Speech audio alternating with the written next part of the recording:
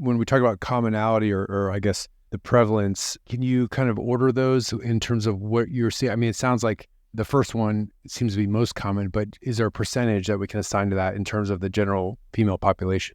Yeah, it's very hard to say. And I guess it depends on, how we're looking at it. If we're looking at what the fraction of chronic pelvic pain may be venous in origin, there's one study that gives us some insight into that. And this is a pretty old study done by a gynecologist in 2001 using clinical exam, ultrasound, venography, which was done transfundally, which we could talk about if you're interested, where a needle gets put into the myometrium through the cervix and contrast is injected and image is taken.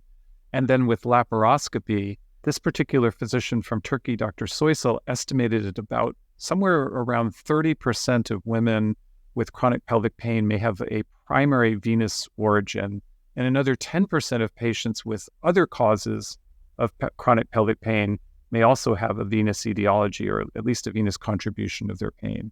In terms of how often we see these kind of patients, it's a little harder for me to sort of give you a statement on, only because everybody's practices are so different and selection bias plays a big role there. I think roughly the estimate is roughly 10% of women with lower extremity varicose veins will have venous origin or pelvic origin rather, varicosities as their primary varicosities. But just anecdotally, from my own clinical experience and from others, if you look for these varicose veins in women in reproductive age, you're going to find them in a large fraction of patients. They may be smaller and less important and may happen concurrently with other problems, but they're pretty prevalent. Especially after pregnancy, right? I mean, it seems like pregnancy can lead to postpartum chronic pelvic congestion. Is there any percentages around that? There aren't any good percentages, but certainly the more pregnancies, the more express these venous origin, pelvic origin varicosities in the lower extremity and in the labia develop. Certainly with 1 or 2 pregnancies, it's less, and with 4 or 5 pregnancies, it's a lot.